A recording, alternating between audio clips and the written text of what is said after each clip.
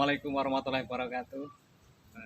Semuanya, jalan-jalan saya hari ini sampai di satu wilayah Pucanganom 3 di Kelurahan Murti Gading, Kapanewon Sanden, Bantul.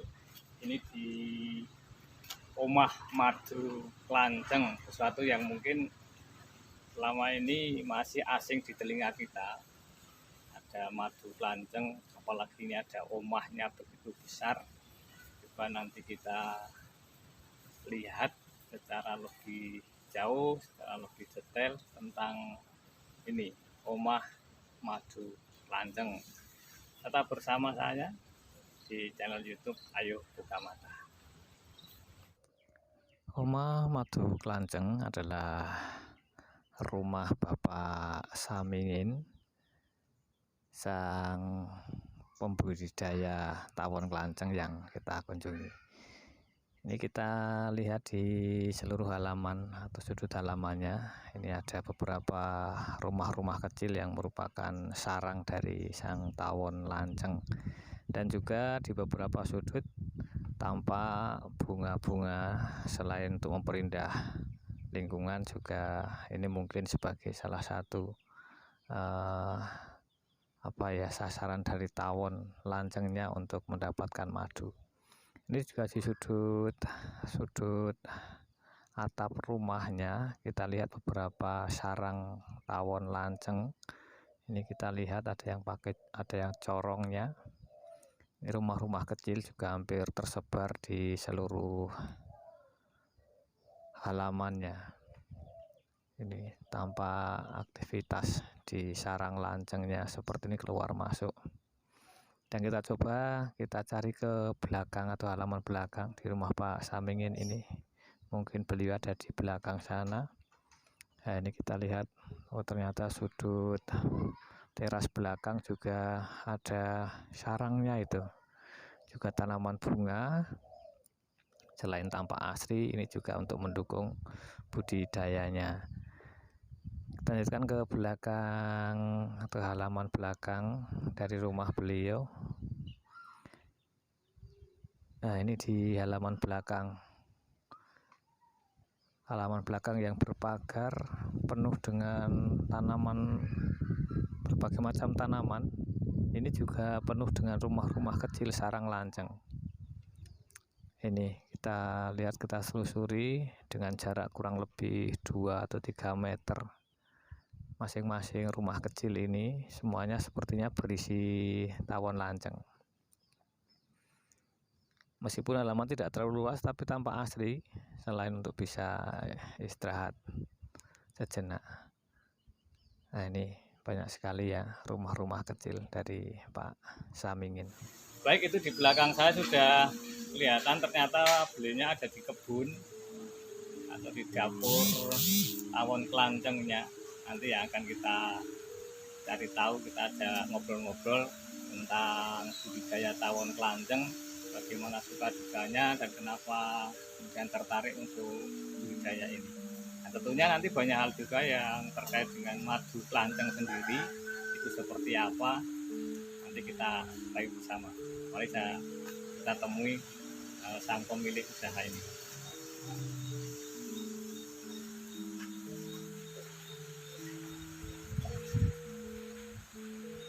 Assalamualaikum Pak Samingin. Waalaikumsalam. Ya, Pak Samingin, ini saya berada di tempat usaha bendungan. Ini luar biasa dan sesuatu yang aneh yang selama ini belum pernah saya ketahui. Ini baru pengen tahu juga, tahu banyak, mungkin juga penonton, pemirsa ingin tahu juga tentang usaha tawon klanceng atau madu klanceng. Kapan Pak Samingin memulai usaha ini? Saya memulai usaha untuk budidaya klanceng ini kira-kira ya sudah 2,5 tahun yang lalu, sebelum adanya virus corona COVID-19. Karena pada saat itu kita didorong untuk mencari kebutuhan imun dan stamina tubuh butuh madu yang lebih dari madu lebah biasa. Dan saya menemukan unsur itu ada di madu kelanceng yang manfaatnya lebih besar daripada lebah madu biasa. Kok kemudian tertarik ke lanceng? Nah, kan lanceng itu kan tawonnya kecil-kecil dan barang Pengalaman aneh pertama, itu. Ya. itu dulu saya pernah mau mencoba yang lebah biasa. Itu karena lingkungan saya padat penduduk, itu membahayakan lingkungan. Yang satu pernah pengalaman saya, rumah saya kosong, saya tinggal pergi. Tahu tawon lebah itu mobile, diganggu predator yang lain. Cara manfaatnya dia mencari lampu yang lebih terang waktu malam hari. Dia mobile mencari ke rumah tetangga, ada anak kecil di situ, langsung nyengat loh. Pengalaman itu saya apa? Parah gini. Ya. Kan waktu itu ketika awal usahanya tentunya kan juga harus cari bibitnya. Nah ini bibitnya apakah mencari di alam, bibit liar, atau mungkin mencari di tempat lain yang memang sudah punya usaha? Untuk pertama kali sebetulnya kita mencari dari alam juga bisa. Tetapi kebetulan saat ini kan sudah banyak pembulang-pembulang koloni alam yang sudah banyak sekali di alam sana. Daripada kita kesulitan, kita lebih baik agak sedikit beli dari pembulang. Ya. Kalau mau ada di alam sekitar, kalau ada silahkan diambil, nggak masalah. Ada caranya, nanti kita memindahkan ke cara kotak budidaya. ya. Ya, sip. Nanti kita lihat juga cara pindah ini mulai. Jadi jangan khawatir nanti kalaupun misalnya di sekitar kita ada sarang tawon kelanceng koloni atau namanya koloni dan kita ingin membudidayakan secara intensif, nanti ada cara untuk memindahkan. Kemudian ada tidak syarat khusus untuk budidaya ini? Jadi apakah tempatnya harus bagaimana atau lingkungan harus seperti apa? Mungkin ada persyaratannya itu. Untuk syarat pertama itu tidak terkena sinar matahari langsung. Posisi lubang kotak seperti itu. Terus tempatnya harus jangan terlalu tertutup seperti inilah. Jadi bisa bebas dia terbang keluar masuk. Sebetulnya kalau nanti lebih bagus di lebih luas lagi, tidak seperti ini, tapi seperti di depan. Ini termasuk sudah kebanyakan, terlalu ketutup. Ya. Jadi syaratnya itu ya tidak boleh kena sinar matahari langsung, khususnya untuk sarangnya lubang. Lubang. Pintu lubangnya. Ya. Kemudian ini kan kalau madu itu kan sumbernya dari tanaman atau bunga. Adakah bunga-bunga khusus atau bunga atau sembarang bunga, atau ada bunga yang memang tidak boleh atau diusahakan tidak ada di sekitar itu? Untuk koloni kelanceng sementara ini memang makanan utamanya dia nekstar bunganya, Pak. Jadi ciri-ciri bunga yang disenangi koloni kelanceng itu benang sarinya yang keluar dari kelopak bunga. Cirinya seperti itu. Jadi ada yang keluar itu ya? Seperti itu namanya bunga hujan mas. Itu kan kecil-kecil tapi benang sarinya keluar. Bentar saya lihat dulu yang bunga apa tadi? Hujan mas ini yang kuning. Oh, yang kuning salah. Ini kita lihat dulu bunga hujan mas. Ini yang kuning ini ya. Nah, ini bunga hujan mas. Ini kelopaknya apa? Tadi Pak D yang keluar? Benang sari. Oh, benang sarinya. Ini mak langsung kelihatan nih. Ini kelopaknya kan tidak menutup. Oh ya. Kemudian cara diur. Air mata pengantin. Pengantin pernah menangis kok. Ini air mata pengantin. Ini ya seperti ini. Air mata pengantin. Pengantin pasti menangis. Nah, ini ada air matanya. Oke ya. Itu satu lagi. Ini Luciana Kaliandra Luciana yang merah-merah ini.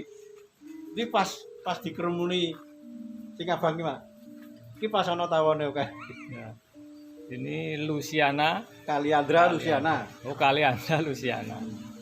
Nah, contoh-contoh seperti ini ya. Bunga-bunga ideal yang disukai oleh tawon kelanceng.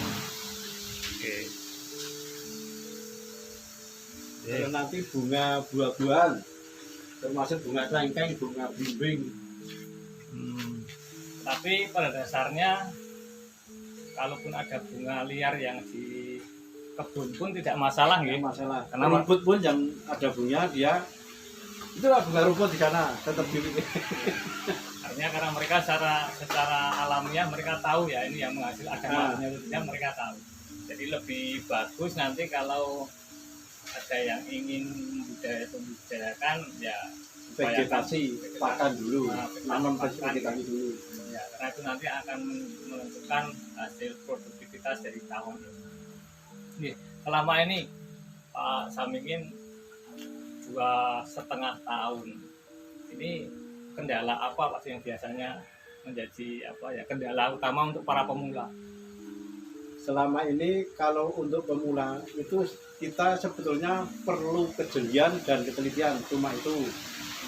Kemarin kalau yang pengalaman kemarin nggak jadi itu karena dia begitu diletakkan nggak pernah dicek posisi koloni. Sebenarnya paling nggak malam itu dicek dulu, mungkin ada predator, mungkin semut atau cicak, itu mungkin kalau malam bisa serang. Tetapi kalau koloni udah kuat lama di situ, semut hilang, takut dia. Tetapi kalau seperti ini lemah, ini karena baru saya pindah tadi, itu bisa diserang semut karena ratunya nggak ada. Ini saya kasih telur ratunya saja. Nah, biasanya peternak baru itu nggak tahu seperti itu, tapi sebelum dari sini mau dia ternak baru sudah saya beri petunjuk seperti itu. Karena itu mungkin dia lupa atau gimana, satu laporan malik semut. Ya. Oke. Kemudian juga ini satu yang mungkin kalau yang namanya orang mau usaha itu kan yang diharapkan ada hasilnya. Pak Samingin sudah 2,5 tahun dan mungkin juga sudah sedikit hafal dengan karakternya si tawon kelanceng, tapi terkait dengan hasil produksi dari usaha ini, kalau hitung-hitungan Pak Samingin ini memang menjanjikan atau gimana ini? Sebetulnya untuk hasilnya pertama kita yang cari madu. Madu harganya lebih mahal karena memang betul-betul dia asli dari nektar bunga, bukan dari air gula. Tapi kalau lebah itu ada yang mau dikasih air gula, itu dia makan minum di situ diproses. Tapi kalau tawon kelanceng ini nggak mau dia, ya? Langsung betul-betul dari nektar bunga. Jadi ini pembeda utama ya. Kalau tawon lebah yang biasa itu, kalau misalnya pembudidaya itu punya ngasih makan itu, mereka mau ya. Sampel saja kalau di pasar itu tawon-tawon madu itu kan banyak yang ke gula, ke pedagang gula itu kan pasti ada tawon. Kan itu sebagai sampel kan dia mau makan gula. Kalau kelanceng nggak mau ya. Nggak kelanceng, saya kasih gula nggak mau. Artinya hasil madunya ya pasti lebih alami ya. Nah, memang harganya lebih mahal dari madu biasa. Kemudian yang kedua, kita nanti kira-kira umur 5 bulan kita harus lebih teliti lagi karena itu masa-masa pecah koloni Pak. Jadi pecah koloni itu ada muncul telur calon ratu untuk regenerasi berikutnya itu harus dipisah jadi 2 kotak. Yang ada ratunya nanti malah justru kita pindahkan jauh ke depan. Yang ada ratunya kotak lawan. Dan nanti kotak baru dikasihkan posisi semula tadi. Ini minimal 10 meter. Kalau kurang dari 10 meter balik lagi ke kotak lama, ke kotak yang ada ratunya. Rahasianya seperti itu. Ya. Dari sisi yang jelas, dari sisi ekonomi yang jelas tadi ya, produknya atau harganya kan lebih mahal. Nah kemudian dalam satu koloni namanya ya, satu koloni itu bisa kita panen madunya berapa waktunya? Untuk ukuran standar, vegetasi standar itu satu kotak ukuran standar juga, itu 3 bulan kita hasilnya sekitar 50 sampai 100 mili tergantung kondisi vegetasi sekitar.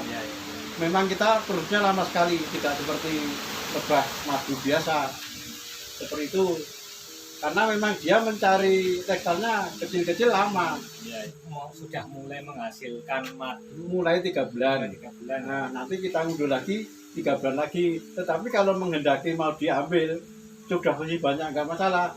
Tapi harus disisakan. Karena madu itu sebetulnya cadangan makan untuk bayi-bayi calon lanceng. Kalau diambil semua, nanti yang bayinya nggak makan. Sebetulnya manusia itu serakah. Ya. Harusnya itu cadangan makan buat kita ambil madunya. Ya. Kemudian satu koloni asli, koloni awal, karena tadi ada proses pemisahan koloni. Koloni awal ini bisa bertahan berapa tahun atau bisa selama ini, karena sudah 2,5 tahun. Apakah ada yang 2,5 tahun ini belum pernah kemudian mati? Pada umumnya regenerasi itu sekitar 1,5 tahun, Pak. Jadi nanti ratu yang sudah tua akhirnya mati. Secara alami nanti timbul calon ratu itu. Tapi telur calon ratu itu nggak cuma satu. Saya pernah satu kotak keluar calon ratu 4. Saya bingung. Kan misalnya harus tidak hanya telur ratu aja, harus pendukung yang lain, termasuk ratu muda, ratu tua. Terus koloninya juga dipecah jadi 2. Hambatannya kalau telurnya lebih dari 1 seperti itu. Terpaksa kita separate dari kotak-kotak yang lain. Nah, diambil telurnya yang lebih, kita pasang koloni baru di kotak baru, seperti itu. Dan sepertinya itu memang nanti butuh waktu, proses untuk belajar dan untuk mempelajari. Ya, tapi yang jelas dari sisi usaha skala rumahan atau menjadi usaha sampingan, atau mungkin nanti juga bahkan ini juga bisa menjadi usaha yang ditekuni secara serius. Yang jelas usaha madu kelanceng ini tetap menjadikan salah satu usaha yang prospektif, karena yang jelas produknya ini kan produk langka. Saya sampaikan Pak Sampingin tadi, produknya betul-betul alami, tidak bisa kemudian dicampuri apapun ya, karena si tawon sendiri, tawon kelanceng ini selektif betul di dalam mencari sumber madu. Baik, tentunya para pemirsa, teman-teman semuanya penasaran bagaimana nanti misalnya untuk cara pemindahan koloninya, kemudian juga mungkin tata cara untuk manennya. Nah, nanti kita lanjutkan ke video berikutnya.